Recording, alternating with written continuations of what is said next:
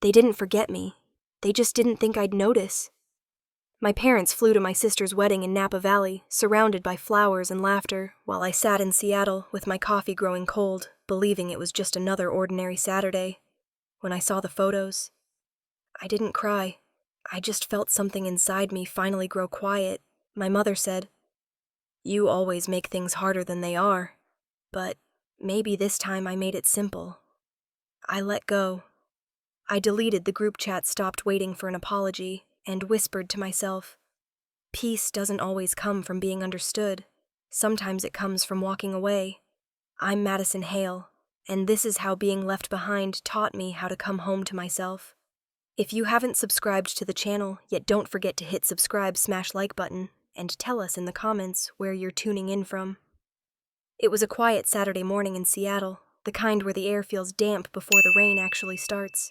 I had just poured myself a cup of coffee and opened my laptop to finish a layout for a client when my phone buzzed.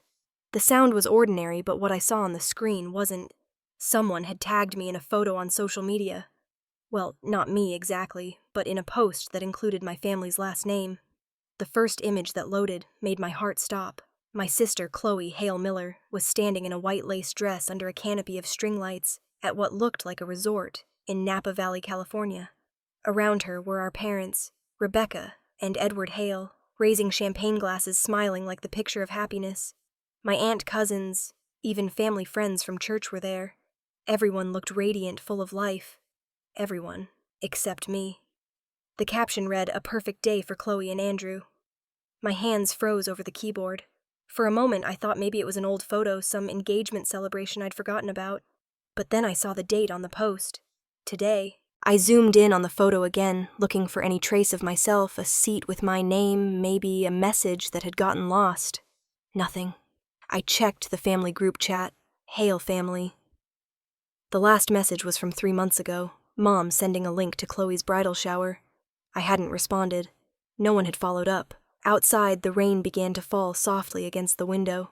I could smell the wet pavement even from the 5th floor. I turned down the jazz music playing from the kitchen speaker. The notes suddenly too loud, too cheerful. My laptop screen dimmed, my reflection hovering above the faint glow. I reached for the old family iPad I still used for Netflix. It was still logged into my dad's email. A notification blinked on the corner. Your Alaska Airlines flight confirmation. I tapped it open. 2 round-trip tickets from Seattle to San Francisco purchased 2 weeks ago. My chest tightened. They hadn't forgotten me. They had decided without me. I sat back, gripping the mug in both hands, the coffee now cold. I tried to breathe evenly, to not fall apart over something that, if I was honest, I had seen coming for years. But this was different. This wasn't being left out of a birthday dinner or ignored on a family group call. This was being erased from a milestone I should have been part of. I reached for my phone and dialed Mom. She picked up after 2 rings, her voice crisp, distracted. "I'm a bit busy, honey. Can this wait?" "Mom," I said, my voice trembling, despite the calm I tried to force. "It's Chloe's wedding today, isn't it?" There was silence on the other end, long enough for me to hear faint laughter in the background, the sound of clinking glasses music, somewhere far away, and beautiful. Then she sighed. "Madison, you always make things bigger than they are. We didn't want to create any tension on Chloe's special day. You understand that, don't you?" My throat burned. "You didn't want tension, so you just left me out. Please don't do this," she said. Her tone hardened like I was a child again, overreacting. "We thought it was better this way. You've been distant. We didn't think you'd want to come." I let out a small laugh, sharp and humorless. "You didn't even give me the choice. Madison," she started, but I cut her off. "You don't have to worry about it anymore," I said quietly. "You won't hear from me again." There was another pause, then a faint, "Don't be dramatic," but I'd already ended the call. I set the phone on the counter next to the half-finished coffee and unfastened the silver ring I always wore on my right hand, the one Mom had given me on my college graduation day. I placed it gently beside the phone. For a long time I just stood there, the ticking of the kitchen clock louder than the rain outside. By afternoon, the sky had turned a dull gray. Through the large window in my living room, I watched planes ascend and disappear into the clouds, tiny dots swallowed by distance.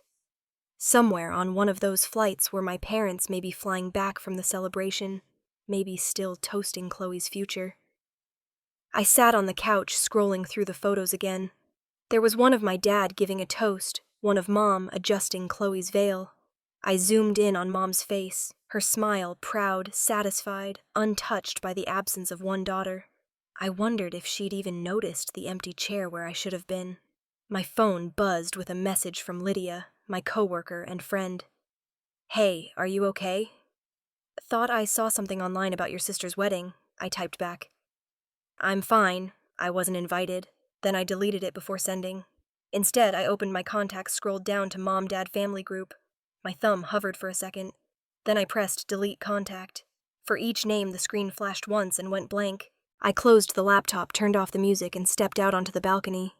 The rain had slowed to a drizzle, leaving the city glistening under a dim silver light. I wrapped my sweater tighter, breathing in the cool air. From somewhere above, another plane passed overhead, cutting through the clouds. I watched its blinking lights until they faded completely. My voice, steady and soft, rose in the quiet. "They flew away," I whispered. "And I stayed. And I'm not running after them anymore." The words hung in the air for a moment like something being released. Inside, the clock ticked past noon. The rain stopped. And for the first time that day, I felt completely, painfully still.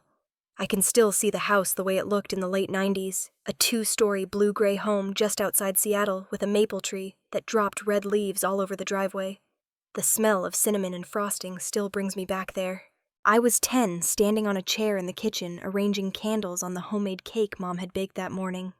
The balloons were already starting to sag when the phone rang. Mom answered, cheerful as always, and a second later, her voice turned bright with excitement. Chloe won the dance competition. "We have to go, Eddie." She covered the receiver, her eyes darting to me for only a heartbeat. "Sweetheart, we'll be back soon. Don't start without us, okay?"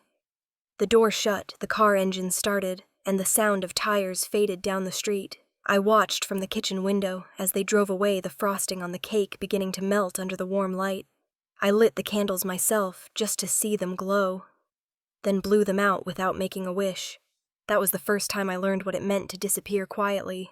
At dinner the following week, Dad was full of stories about Chloe's trophy, how confident she'd looked on stage, how proud everyone had been. He lifted his glass of water toward her and said, "Just like your mother, charming and fearless." I smiled politely. When I spoke, he turned to me and said, "You should talk more, Maddie. People don't know what you're thinking when you're so quiet all the time." I wanted to say that I was thinking plenty, but the words got stuck somewhere between my chest and my throat. After that, I found my refuge in the smallest bedroom at the end of the hall, the one with a slanted ceiling and a single window facing the woods. I filled the walls with sketches, faces, colors, imaginary places that felt safer than the real one. The only person who seemed to notice was my grandmother Eleanor. She would slip me sketch pads and pencils, saying, "You don't have to be like anyone else to be loved, my little artist." Those were the only words that ever made me believe I could be seen. By the time Chloe was in high school, she was the golden child, always surrounded by friends, always in the spotlight. Mom was the volunteer coordinator at her school. Dad coached her debate team. I kept my head down, worked hard, got straight A's when I brought home my acceptance letter to the University of Washington's design program. I thought maybe this will make them proud. Mom read the letter at the kitchen counter and sighed. "Art, huh? It's not the most practical thing, Maddie. You could go to a community college nearby, study, something stable. If you stay close, we can help you out." I remember staring at the refrigerator where Chloe's dance ribbons were pinned in neat rows. "I already accepted," I said. She pressed her lips together. "Well, I just hope you know what you're doing." That night, I lay awake, listening to the rain hit the roof, feeling both terrified and free. The next evening, I packed my bags quietly. Grandma came to my room with a small envelope. Inside was $50 and a note in her handwriting. "Go make your world colorful." The bus station smelled like diesel and coffee. It was almost midnight when I boarded. The windows were fogged from the cold. I watched the neighborhood lights fade as we pulled onto the highway. The further we drove, the smaller my house became in my memory, like a painting seen from too far away. At one rest stop near Olympia, I stepped out to stretch. I could still hear Mom's voice in my head. If you stay close, we can help you out. The truth was, I didn't want their help anymore. I wanted distance. Space to find out who I was, without being compared. When the bus rolled into Seattle at dawn, the city was wrapped in mist. I remember thinking how beautiful it was, all glass and gray water. I promised myself I would build a life that looked nothing like the one I'd left behind, but as I dragged my suitcase down the wet pavement toward the dorms, I caught my reflection in a shop window. I looked small, like the little girl blowing out candles alone. That image followed me for years, the one where the room is full of light, but somehow I'm still in the shadows. I thought distance would heal everything. I thought if I worked hard enough, built a new world, the old one would lose its power. I didn't understand then that some wounds don't fade with miles. They just learn how to hide deeper. Seattle became my new beginning, but a quiet ache settled in the corners of it. An ache that never truly left, even years later, on the day I found out my family had boarded a plane to celebrate my sister without me. By 2022, Seattle had become both my shelter and my cage. I'd lived there for almost a decade, long enough for the rain to feel like background noise and the skyline to feel like an old photograph. Most mornings started the same way. Coffee from the corner cafe, the walk to Pacific Creative Agency, the familiar buzz of conversation as I stepped through the glass doors. The office was sleek, open plan, all white lights and polished concrete. People half my age hustled through with iced lattes and AirPods, pitching ideas about campaigns that would change the culture. I didn't need to change the culture. I just needed to make rent, and maybe feel proud of something once in a while.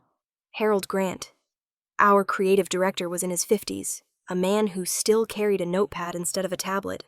He trusted me.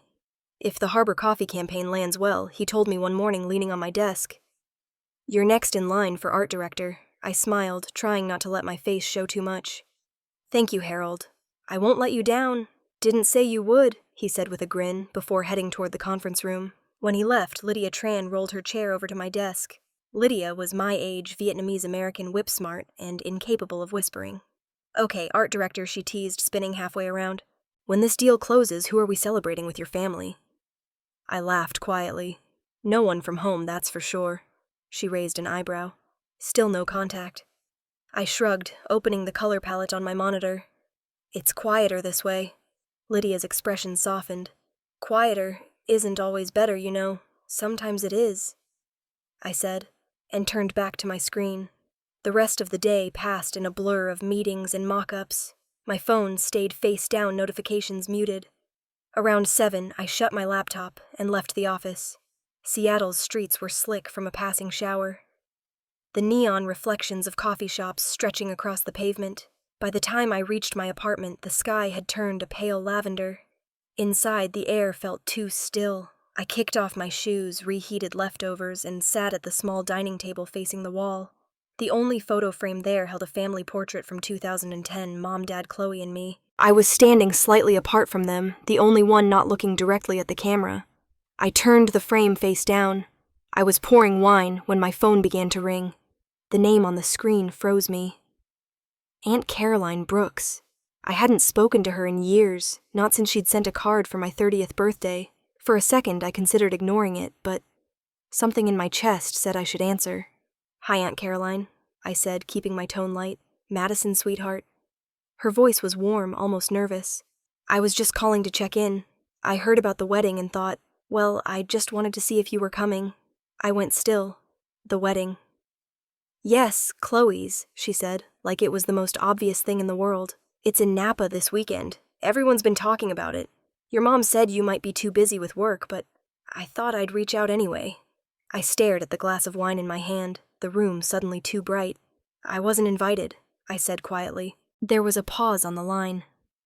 "Oh," she said softly. "Rebecca told everyone you had a project due, that you didn't want to feel out of place."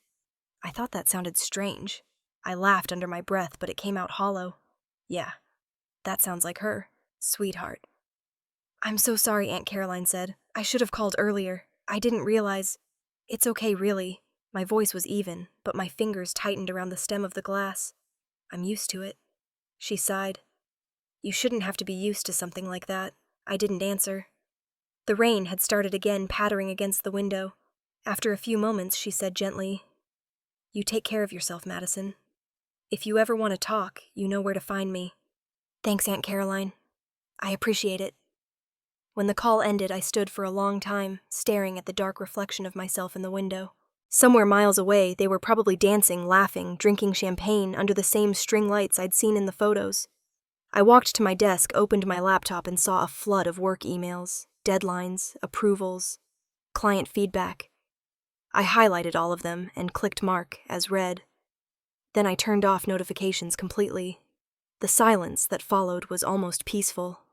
I sank into the couch and let my head fall back.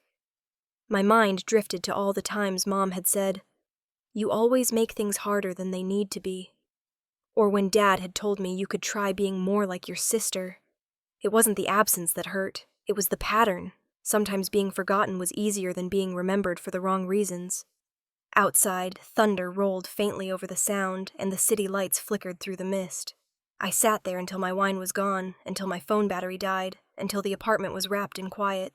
Only then did I whisper to the dark, as if anyone could hear me, "Maybe this time I won't go back."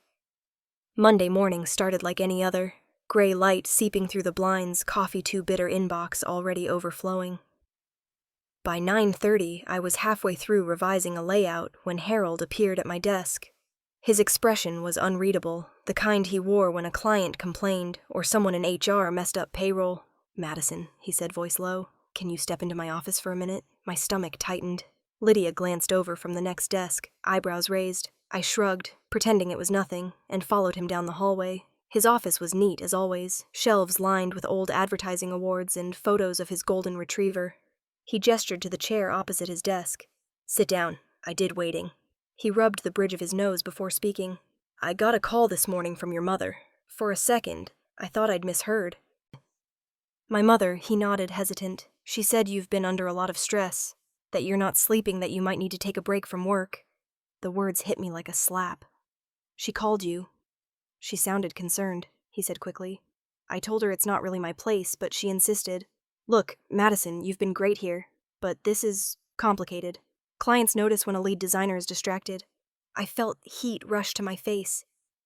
My mother, who hadn't spoken to me since the day of Chloe's wedding, had somehow reached across state lines to undermine the one part of my life that still worked. "I'm not distracted," I said, my voice steady even as my hands trembled in my lap. "I'm doing my job. I know," Harold said, raising both hands. "But maybe she's right. Maybe some time off would help." From the hallway, Lydia's voice broke through. "Are you kidding me?" She pushed the door open without knocking. "You're basing HR decisions on a phone call from her mom, Lydia." Harold started, but she cut him off. "You have no idea what she's been through. You can't just—" "Lydia," I interrupted softly. "It's fine." She turned to me, eyes blazing. "No, it's not. Really," I said. "I'll handle it." Harold looked between us, awkward and defensive. "I didn't mean to upset anyone. Just think about it." "Okay." I nodded, stood, and left the office before Lydia could say another word. My hands were still shaking when I reached my desk. I opened my email, the cursor blinking on a blank draft. Subject line resignation. I typed fast before I could talk myself out of it. "Harold, thank you for the opportunities and for believing in me. It's time for me to step away. Please consider this my 2 weeks' notice." I stared at the words, then added one final line. "Thank you for trusting me, even if it was only in my work." I hit send before the lump in my throat could stop me. When I looked up, Lydia was standing there, arms folded. "You didn't," she whispered. "I did," I said, shutting down my computer. She exhaled sharply. "Madison, don't let them win." I smiled, tired. "It's not about winning. It's about walking away before I lose more." Harold caught up to me near the elevators. "Madison," he said, "you're one of the best designers we've had. Don't make this decision out of anger." I turned to face him. "I'm not angry. I'm exhausted. There's a difference." He hesitated, then nodded slowly. "If you change your mind, the door's open." I appreciate that, I said, pressing the elevator button. "But I won't." As the doors closed, I saw Lydia watching from down the hall, her eyes full of something between pride and sadness. Outside, the drizzle had turned to steady rain. The city looked washed out, reflective. I walked without an umbrella, letting the cold drops soak through my coat. My phone buzzed in my pocket. A call from Aunt Caroline. I didn't answer. By the time I reached my apartment, I was dripping. I tossed my bag on the couch, pulled off my coat, and sank into the silence. Somewhere between the sound of the rain and my own heartbeat, I thought about my mother sitting in her house, probably telling herself she'd done the right thing, that she'd helped. She'd reached into my life like a surgeon with dull scissors, cutting clumsy, convinced she was saving me. I opened my sketchbook, drew a single line across the blank page, and stopped. For years, I'd let her voice fill every empty space I had. Now the quiet was mine again. The next morning, I returned to the office just to clear out my desk. No one said much, just awkward goodbyes and a few pats on the shoulder. I packed my notebooks, my pens, the photo of the design team from our last company retreat. On my way out, I looked once more at the hallway, long, narrow, washed in dull light from the rain outside. People used to say I was too sensitive, too fragile for this industry, for this world, for life itself. But standing there soaked and shivering, I realized they were wrong. I wasn't weak. I was simply too strong to keep pretending this didn't hurt. I took a deep breath, pushed open the glass doors, and stepped into the rain. The city swallowed me up cold and gray and wide open. The drive to Tacoma took less than an hour, but it felt longer. The sky hung low and colorless, the kind of gray that pressed down on you. Aunt Caroline lived in a small yellow house at the end of a quiet street, the kind with mailboxes shaped like little barns and wind chimes on every porch. I parked in front, turned off the engine, and sat there for a moment watching the rain beat on the windshield. When I finally knocked, she opened the door with a surprised smile. "Madison, I didn't think you'd actually come. I needed to get out of the city," I said. She pulled me into a hug that smelled like chamomile and laundry detergent. "Come in, sweetheart. I just made tea." Inside her house was warm, cluttered, and alive. Family photos, crocheted blankets, the faint hum of an old clock on the wall. I sank into the couch as she poured steaming tea into floral cups. For a few moments, we just sat in silence, the rain tapping gently on the roof. She finally spoke. "I know things have been hard with your mother." I gave a small laugh. "That's one way to put it." Caroline stirred her tea eyes soft. "There's something you should know. When you were about 2, your mother had a miscarriage. It was bad. She lost a lot of blood. They weren't sure she could have another child." I froze. I never knew that. She didn't want anyone to know. Afterward, she was different, always anxious, always clinging to what she had left. When Chloe was born, she poured everything into her. She was so afraid of losing her again that she didn't know how to love you without fear. I stared down at the tea, my reflection distorted in the amber liquid. So she punished me for being alive. Caroline shook her head. She didn't mean to. She just couldn't separate her fear from her love. She thought if she didn't get too close, she couldn't get hurt again. I looked up. "That's not love." "Aunt Caroline, that's cowardice." She didn't argue. The clock on the wall ticked in the stillness between us. After a while, she rose and went to the cabinet. She returned with a small box of old photographs bound by a rubber band. "Here," she said, handing them to me. The photos smelled faintly of dust and time. I flipped through them one by one. Chloe in her dance costume, Mom in her classroom, Dad at a company picnic. In almost every picture, Mom had her arm around Chloe. In one, you could just barely see me in the background, half hidden behind a curtain holding a drawing. I felt something tighten in my chest. "She looks happy," I whispered. Caroline nodded. She was in her way, but happiness built on fear is fragile. I put the photos down and leaned back. "You're defending her." "I'm explaining her," she said gently.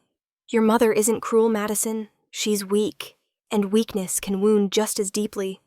I stared at the rain outside sliding down the window in crooked lines. Weak people still make choices. She made hers. Caroline didn't reply. The clock ticked on each second, stretching out. My gaze fell on a photo frame on the mantel, a picture of Grandma Eleanor smiling with her arm around me back when I was 7. I remembered her voice like a whisper in my ear. "Don't wait for them to see you before you start living." Something inside me cracked. Caroline followed my eyes, then stood and went to a drawer by the kitchen table. She returned with a small cream-colored envelope, the paper yellowed with age. "Your grandmother wrote this before she passed," she said quietly. "Your mother kept it for years. She couldn't bring herself to open it. Last week she sent it to me. I think she wanted you to have it." My fingers trembled as I took it. The handwriting on the front was familiar, looped, elegant, warm. To my Madison. I slid my thumb under the flap and unfolded the single sheet inside. There were only a few lines written in black ink that had faded slightly. My dear girl, you cannot heal others by hurting yourself. Love them if you can, but never lose yourself trying to be understood. That was all. The words blurred as tears filled my eyes. I pressed the letter against my chest, shaking silently. Caroline came to sit beside me, her hand resting gently over mine. "It's all right to cry," she said. "You've been carrying this for a long time." I nodded, unable to speak. After a while, I whispered, "Why does it still hurt, even when I understand?" "Because understanding doesn't undo the wound," she said softly. "But it's the first step to letting it heal." We sat there until the tea went cold, the rain softening into a mist outside. The clock chimed once, 5 o'clock.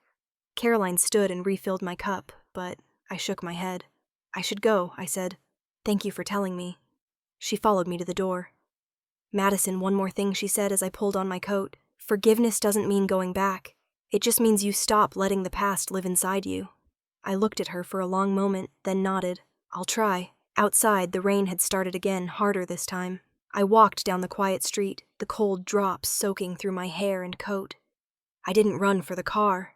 I just kept walking, the letter clutched in my pocket, the ink already smudged from my hands. Each step felt like something washing away. A decade of trying to earn love, of mistaking silence for peace. By the time I reached the corner, the sky had opened completely, and the city lights blurred through the rain. I stopped, lifted my face to the downpour, and let it come. For the first time in years, I didn't try to hide from it. The apartment looked smaller once I started packing. My sketches leaned against the wall, stacks of canvases and design books that had once made the space feel like mine, now felt heavy like anchors. I boxed up my laptop, my markers, and the few pieces of furniture I owned that weren't from Craigslist. By evening, only the echo of my footsteps filled the room. I rented a cabin on the Oregon coast for a month. Not a resort or a curated Airbnb, just an old wooden cabin with chipped paint and a porch that faced the ocean. It was the cheapest listing I could find that still had Wi-Fi. When I told Lydia, she asked, "You sure you're not running away?" I smiled faintly. "I'm not running. I'm breathing." The drive south took half a day. The closer I got to the coast, the thicker the fog became, curling over the road like smoke. When I reached Cannon Beach, I pulled over. The sea stretched endlessly before me, gray and alive. The scent of salt and wet sand clung to my hair. I walked down to the shoreline, waves crashing against my boots, and whispered to myself I came here not to hide, but to breathe. By the time I reached the cabin, the sky was streaked with pink. The place was smaller than I expected. One bedroom, a worn-out couch, a wooden table covered in scratches. The walls smelled of pine and thyme. Through the window, I could see another cabin a few yards away. It looked newer, freshly painted. The next morning, I carried my coffee onto the porch. The air was cold and sharp. I tried to set my cup down on the railing, but my hand slipped, and the mug tipped over, splashing coffee across the deck. "Morning accident," a man's voice called from next door. I turned to see him, mid-30s, tall, wind-tousled brown hair, a few days of stubble. He was holding a rolled-up blueprint under one arm. "Yeah," I said, flustered. "Guess I'm already staining the place." He grinned. "Don't worry. Old wood needs a little waking up anyway." I smiled despite myself. "You must be my neighbor." "Ryan," he said, walking closer and offering a hand. "Ryan Blake. I'm an architect supposed to be restoring that cabin." He nodded toward his own. "You here for vacation or exile?" "Something in between," I said. "I'm Madison." He studied me for a moment, still smiling. "Well, exile suits you. You've got that peaceful runaway vibe." We ended up talking for an hour, the kind of conversation that feels like it's been waiting to happen. He told me about growing up in Portland, about how his mother wanted him to run the family construction business, about the day he packed a bag and left without telling anyone. "She said I was throwing away my future," he said. "But I just wanted to design my own buildings instead of living in someone else's blueprint." I nodded slowly. "I guess I'm doing the same thing, just with people." He tilted his head. "Family." "Yeah," I said. "They built a house that never had room for me." Ryan didn't press. "Then you're in the right place. This whole coastline is for people rebuilding something." That evening he came by with a toolbox. Your porch step creaks, he said. Can I fix it? I laughed. You really can't stop building things, can you? He shrugged. Old habit. We ended up repairing more than the step. By sunset, we had replaced a loose board, sanded the railing, and shared a couple of beers. Ryan was easy to be around. Quiet in the right ways, but never uncomfortable. Later, he asked if I wanted to help him rebuild the railing on his deck the next day. You seem like someone who needs to use their hands, he said. I'm more of a paintbrush person, I replied. But I'll try not to break anything. The next morning, the air smelled like salt and cedar. Ryan handed me a hammer. Every broken thing can be rebuilt, he said as we worked. The steady rhythm of hammering and the sound of waves mixed together into something almost meditative. When we finished, he helped me carry an easel from my car to the porch of my cabin. Now it's your turn, he said. Make something new out of this. I set up the canvas facing the ocean. The sky was low, heavy with clouds, but the water glimmered underneath. I started painting, not the view exactly, but the feeling of it, gray and blue and endless. When I stepped back, I wrote a line in the corner. Silence is not emptiness, it's space. As night fell, the town in the distance lit up for some local celebration. Tiny bursts of fireworks bloomed faintly above the horizon. Ryan came over with a blanket and 2 mugs of hot cider. We sat side by side on the wooden deck, the ocean murmuring below. He nodded toward the lights. You ever think about going back? I shook my head. No. He smiled, half curious, half understanding. Not even if they called, I looked out over the dark water. I already left. I said quietly, I just didn't need a plane to do it. Ryan didn't say anything after that. We sat there watching the last fireworks fade into the mist until the night swallowed the sound of everything else. The morning light was softer than usual, spilling through the mist over the ocean. I had been painting for hours on the cabin's deck, the waves below rising and falling like steady breath. The brush moved easily, blending shades of gray into blue. For the first time in months, I felt still. Then my phone buzzed on the railing beside me. Lydia's name flashed on the screen. Hey, I said, wiping my hands on a towel. Her voice came fast, uneven. Have you seen the news? Check your phone right now. My stomach tightened. What news? The Seattle Chronicle. They did some lifestyle piece on your family. The wedding. It's everywhere. I hesitated, then opened the link she texted. The headline read, The Perfect Hale Wedding, an American Family Portrait. Below it, a photo of my parents and Chloe beaming at the camera, the same shot that had made its way across social media months ago. The words underneath stung. The Hale family embodies grace, unity, and timeless family values. For a moment, I could hear only the waves. I scrolled down. The comment section was already alive, strangers dissecting what they thought they saw. Beautiful family. I thought they had 2 daughters. Where's the other one? Maybe she's the black sheep. I set the phone down, exhaling slowly. Karma doesn't need help, I said under my breath. What? Lydia asked. Nothing, I said quietly. Just poetic justice. She paused. You okay? I'm fine. You don't sound fine. I've been worse. We talked a few more minutes, mostly about work, before I told her I needed to finish the painting. She didn't push. She knew when to stop. After I hung up, I looked back toward the water. The tide was coming in, crashing harder against the rocks. I dipped the brush into black paint and drew a line through the middle of the canvas, a horizon divided cleanly in 2. Somewhere miles north in Seattle, I imagined the fallout beginning. Mom at the church, potluck, her friends passing her the casserole dish, and asking in polite tones, Rebecca, dear, is it true? Madison didn't attend the wedding. Dad stepping in smoothly. Voice steady, Madison wanted space. She's always been independent. The smiles, the nods, the quiet judgment behind their eyes. By afternoon, I got another call. Dad's number. I almost let it ring out, but something in me wanted to hear his voice. Hello, Madison, he said, a little out of breath. What's going on? What do you mean, the paper, the comments? People are asking questions. Your mother is upset. She says it looks like you're trying to make us look bad. I let out a short laugh. I didn't write the article, Dad, but someone must have said something he insisted. Who told them about you? I leaned against the railing, watching a gull dive into the water. No one needed to tell them. The absence speaks for itself. He was silent for a moment. You've always been so literal. This family doesn't need more tension. Just tell me you'll fix it. Fix what I said. My voice low. The truth. Your mother's exhausted, he said finally. She hasn't slept since this came out. I felt my jaw tighten. She made me tired my whole life, Dad. Maybe it's her turn to rest. He sighed, a long, weary sound. You don't have to be cruel. I'm not being cruel, I said, calmer now. I'm being honest. There's a difference. I don't understand you anymore, he muttered. You never did? I said softly. There was a pause, and then he hung up without saying goodbye. The ocean had turned dark by then, the horizon blurring with clouds. I stood there for a while, phone in hand, feeling the old ache return, not sharp, just familiar. The kind of pain that doesn't scream, only hums quietly beneath everything else. Inside, I set the phone on the table next to the half-finished sketch of a broken chair I'd been working on earlier that week. The air smelled faintly of turpentine and salt.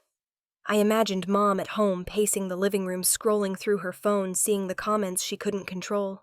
I imagined her staring at the photo of my graduation she still kept somewhere, the one where I smiled, even though she'd barely looked at me that day. Maybe she was realizing that perfection always costs someone something. The rain started again, faint at first, then steady. I opened the window and listened. Ryan knocked lightly on the door a few minutes later, holding a small paper bag. You forgot your brushes outside, he said. Thanks, I said, taking it from him.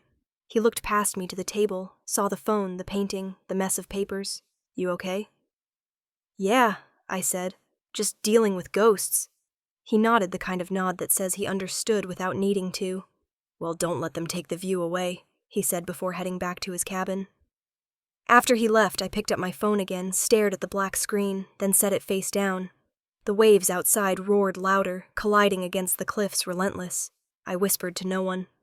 Silence doesn't kill anyone. It just shows the truth. Then I turned off the lights and watched the reflection of the storm in the window until it became part of the night itself. The light outside had already started to fade when my phone began to buzz again. I was rinsing brushes in the sink, the smell of turpentine thick in the air. I almost let it go to voicemail, but something in me said to answer. The screen flashed Mom and Dad. A video call. I hesitated for 3 full rings before swiping. Their faces filled the screen side by side on the living room couch. Mom's lips were pressed tight, her eyes sharp but tired. Dad sat stiffly next to her, jaw clenched like he'd been dragged into this. Madison. Mom began, her voice taut, every syllable controlled. I don't understand why you're turning this into such a spectacle. We never said anything bad about you. I stared at them through the grainy image. You don't have to speak badly about me, Mom, I said, my voice even. You just have to forget I exist. Her eyes narrowed. That's not fair. Neither was being erased, I replied. Dad sighed heavily, rubbing his temples. Your mother only wants to keep the family's reputation intact. You know how people talk. This doesn't need to become some big drama. I let out a quiet laugh. Drama isn't made by the ones who stay silent. Mom leaned forward, frustration cracking her composure. You've always had a way of twisting things to make yourself the victim. I tilted my head. Maybe because I was... Her tone hardened. You're making your mother look like a fool in front of everyone. No, I said. She did that on her own. I'm just not covering it up anymore. For a moment, no one spoke. The sound of the ocean outside filled the silence between us. Dad finally said, We didn't raise you to be cruel. I'm not being cruel, I said softly. I'm being clear. Mom's voice rose, her anger breaking through. You've embarrassed this family. Do you have any idea how it feels to have people whispering behind your back, asking what you did wrong as a mother? I met her gaze. Now you know how it feels. She flinched, her face tightening. Dad's hand came to rest on her knee, a silent plea to stop. But she pushed on, voice shaking. You think cutting us off makes you strong. It makes you bitter. I'm not bitter. I said. I'm done. Her lip trembled, and for the briefest second I saw something flicker. Fear, maybe, or loss. Then it was gone, replaced by that same defensive calm. You'll regret this one day, she whispered. Maybe I said, But not today. Before she could reply, I pressed the red button. The call ended, and the screen went black. I stared at my reflection in the glass, pale and still, then set the phone on the couch. My hands weren't shaking. I waited for the familiar sting of guilt, but it didn't come. There was only quiet. I sat there for a long time, the sound of the waves faint through the open window. The room felt heavy with something I couldn't name. I reached for my sketchbook on the table and opened to a blank page. With a pen, I wrote in neat, steady letters. The day I stopped, they started to be afraid. I closed the book and leaned back, listening to the rhythmic crash of the tide. A knock came at the door just as the first hints of evening fog rolled in. When I opened it, Ryan stood there holding a bottle of red wine and 2 mismatched glasses. "Thought you could use this," he said. I smiled faintly. "You have perfect timing." He stepped inside, glanced around the small cabin, his eyes landing on the phone still lying dark on the couch. "Rough night, not rough," I said. "Just quiet." He set the glasses down on the table. "Quiet's good, but you look like you just went a few rounds with a ghost. Something like that." I poured the wine, handed him a glass. We sat out on the porch, the night air cool and salty. The stars were faint behind the haze, but the moonlight caught on the waves. Ryan took a sip and leaned back in his chair. "You ever wonder if silence makes things worse?" I thought for a moment. Sometimes. But lately it feels like the only thing that makes sense. He nodded. "Fair." We didn't talk for a while after that. The ocean spoke enough for both of us. When the bottle was nearly empty, he turned to me. "You seem different tonight." "I am," I said. "It's strange, but I think this is the first time I've felt peaceful. Like the noise finally stopped." He smiled. "Maybe that's what freedom sounds like." "Maybe," I said quietly. We watched the waves together, a steady rhythm of rise and fall, the moon pulling the water the way family pulls memory, relentlessly. Even when you try to let go. After he left, I stayed on the porch, staring at the horizon until the sky turned the color of steel. My sketchbook lay open beside me, the ink on the page drying in the night air.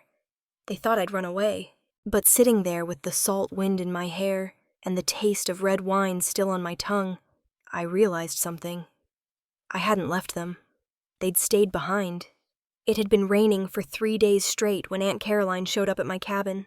The gravel outside crunched under her car tires, the sound almost swallowed by the ocean wind. I opened the door before she even knocked. She stood there in a beige raincoat, holding a thick folder against her chest like it might break apart in the rain. "Con can XM Kane," she said softly, switching from her usual warmth to something cautious, almost apologetic. She stepped inside, shaking the water from her umbrella. I led her to the small table near the window where we could still hear the rain. She placed the folder on the wood and slid it toward me. "It's about your parents." I hesitated. "What now?" She took a breath. "They've changed the will. Everything. Your father's investments, the Queen Anne house, even their retirement fund. It's all been transferred to Chloe and Andrew." I stared at her for a moment before opening the folder. Inside were pages stamped and notarized names written in neat blue ink. I flipped through, slowly scanning the legal language that confirmed what she'd said. "When did they do this?" I asked. "Right after the wedding," she said. "The attorney, Cynthia Morris. You remember her from the church. Handled it. It's all legal." I nodded, keeping my face calm.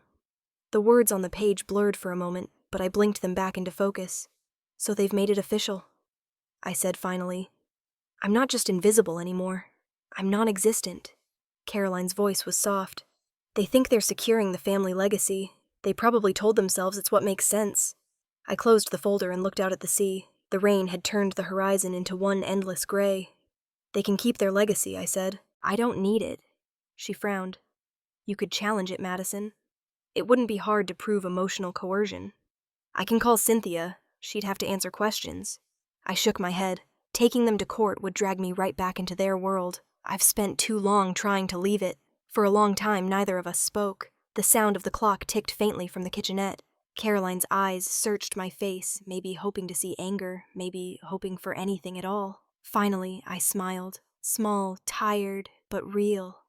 "They can have the house, the money, the heirlooms. I'll keep the one thing they never understood how to give, peace." She reached across the table and squeezed my hand. "You've grown stronger than any of them, you know that I had to." I said quietly. It was the only way to survive them. When she left, the air felt heavier. I went back to my easel, staring at the unfinished painting of the ocean. The waves in the picture were frozen mid-motion, as if waiting for permission to move again. I dipped the brush into a darker shade of blue and let it spill across the canvas.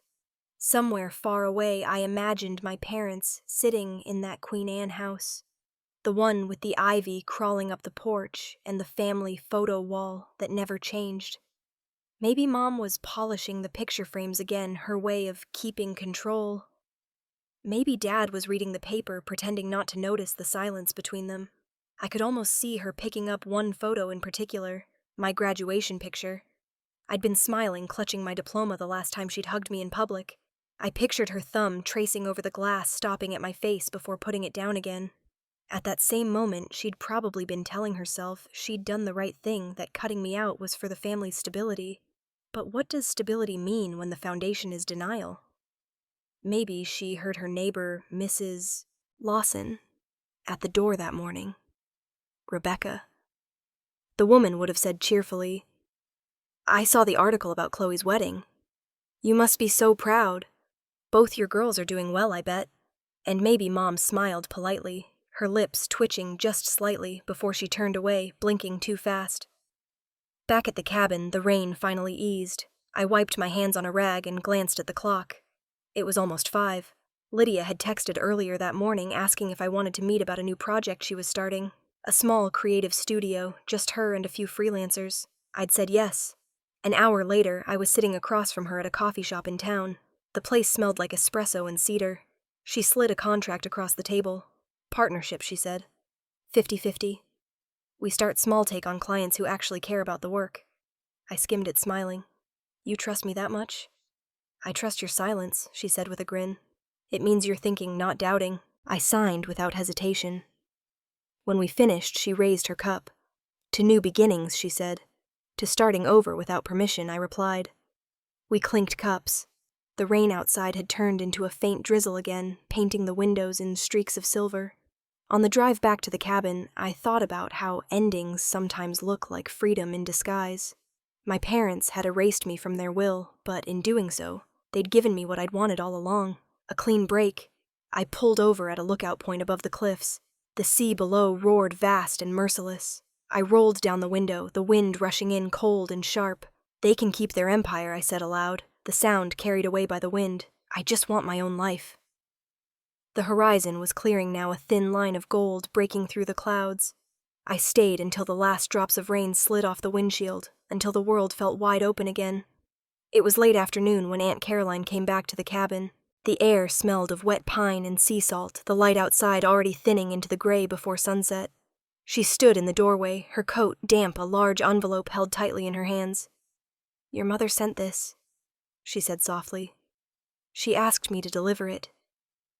I hesitated, staring at the envelope as if it might burn. The handwriting on the front was unmistakable. Elegant, practiced, the kind she used for holiday cards and grocery lists. "Did she say why?" Caroline shook her head. "Only that you deserved to read it. I took it from her." The paper's slightly wrinkled edges softened from handling. She lingered for a moment, uncertain, then quietly let herself out, leaving me alone with the sound of waves and wind. For a while, I just sat there, tracing my thumb over the ink of my name. Part of me wanted to throw it straight into the fire, but curiosity, or maybe the last thread of something like love, made me tear it open. The first thing I noticed was the smudges. The ink had run in places, small drops that looked too round to be from water. I unfolded the letter carefully. "Madison. There are no excuses left, only truths I was too afraid to face. I spent most of my life terrified of losing the people I loved, so I built a wall around that fear. I thought if I controlled everything I could keep everyone safe. But control is a strange thing. It looks like love until it starts to suffocate. When people started whispering that I had abandoned you, I told myself they were cruel. But I see now, they weren't talking about the wedding. They were talking about years, about birthdays I missed, calls I didn't return, ways I made you disappear to make my life look whole. I stopped reading the words swimming on the page. My chest felt tight, not from anger this time, but from the heaviness of finally being seen. Too late, but still, I kept going. I thought I was protecting myself from pain, but all I did was pass it to you. I made fear a habit, and habit turned into cruelty. I became the kind of mother I swore I'd never be. Cold, careful, and proud. When I heard your name on other people's lips again, I realized I had lost you long before I admitted it. I lost you while you were still here. The last paragraph was written smaller, as if her hand had trembled. If you choose not to come back, I'll understand. You don't owe me forgiveness or even acknowledgement. I just want you to know that I see you now. I always should have. There was no closing line, no love mom, just the abrupt end of a woman who finally ran out of defenses. I read it twice more, then folded it carefully and placed it in the small wooden box where I kept the few things that still mattered. Grandma Eleanor's letter. A photo of her in her garden, the silver ring I had taken off the day of Chloe's wedding. I set the box back on the shelf and sat there, my hands in my lap, listening to the quiet hum of the sea. When the door opened again, I didn't turn. Ryan stepped in, shaking the rain from his hair. "You've been quiet," he said gently. "Everything okay?" I looked over at the table where the letter still sat. "My mom wrote to me." His brows lifted slightly. "That's unexpected. What did she say?" "That she's sorry." I said simply that she finally understands. He waited a beat. "Are you going to write her back?" I smiled faintly. "No." He tilted his head. "Why not?" "Because forgiveness isn't for her to know." I said, "It's for me to feel." He studied me for a moment, then nodded. "That's fair." We sat in silence for a while. The wind outside had quieted, leaving only the sound of rain sliding down the windows. I reached for the small candle on the table, a beeswax one I'd been saving since I moved here, and struck a match. The flame flickered weakly, at first, then steadied, throwing golden light over the unfinished canvas beside it. On the easel, a painting waited. Soft strokes of blue and white forming the image of a woman walking toward the ocean. Her back turned to the viewer. Her hair was loose, her steps small but certain. The horizon ahead of her was wide open. Ryan stood behind me watching. "She looks free," he said. "She is—" I whispered. I let the candle burn its wax, pooling slowly. The letter, the rain, the painting, all of it blurred together until it felt like one thing, an ending that didn't hurt anymore. When Ryan left, I stayed where I was, the flame's reflection dancing across the window. The scent of smoke and salt filled the air. I didn't cry. I didn't need to. For the first time, silence didn't mean absence. It meant peace. A year later, I found myself back in Seattle, the city where everything had fallen apart and quietly rebuilt itself. The rain was lighter now, almost polite, brushing against the glass windows of SeaTac Airport as I rolled my suitcase through the terminal. The air smelled like coffee and jet fuel. Movement departures, new beginnings. I had just printed my boarding pass for New York when I saw her. Across the terminal near the arrival gates stood my mother, Rebecca Hale. Her coat was beige, her hair shorter than I remembered, streaked with more gray. She was scanning the crowd, probably waiting for Chloe's flight from Hawaii. I froze for half a second, the handle of my suitcase locked in my grip. I hadn't seen her in a year. Not since that letter. I thought about all the ways I'd imagined this moment, dramatic, painful, maybe even angry. But instead, what I felt was calm. She turned, and our eyes met. For a heartbeat, everything around us, the chatter, the footsteps, the noise, faded into something quiet. She blinked in surprise, her lips parting slightly. Then almost unconsciously, she took a step toward me. I didn't move. Her heels clicked against the tile floor as she crossed through the stream of travelers, her hand clutching the strap of her purse like a lifeline. I could see the hesitation in her eyes, the apology she'd already written, but never said out loud. I gave a small nod, polite, but distant in acknowledgement, without invitation. The loudspeaker broke the moment. "Flight 218 to New York is now boarding at Gate 6A, my gate." I turned, slightly ready to go. Then I heard it, her voice barely cutting through the noise. "Madison." It was soft, almost swallowed by the announcements. I paused, my suitcase wheels stopping against the tile. For 3 long seconds I stood there, the sound of her voice pulling at something old and fragile inside me. But then I exhaled and started walking again. Behind me, I could feel her still standing there, suspended in the crowd that moved around her. I didn't look back, not because I didn't care, but because I finally did for myself. As I handed my ticket to the gate agent, I glanced out through the large glass windows. The sky beyond was pale blue, streaked with gray. The kind of Seattle day that couldn't decide between rain and light. I thought of the candle I had lit that night in Oregon. The soft glow against the painting of a woman walking toward the sea. That woman had finally taken her first real step. Somewhere behind me, on the other side of security, I imagined my mother watching. Maybe she was remembering the first time she'd dropped me at an airport, the night I left for college.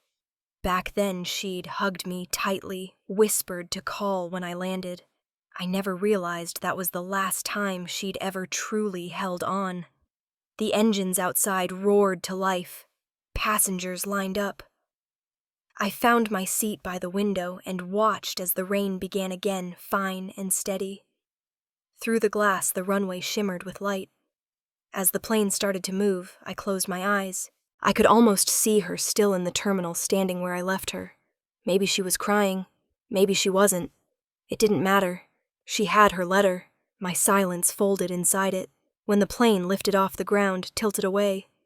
Seattle shrinking into patterns of gray and green, my chest felt strangely weightless, like the air had made room for something new. For the first time, I didn't feel guilty for leaving. Through the thin hum of the engines, my voice echoed quietly in my own mind.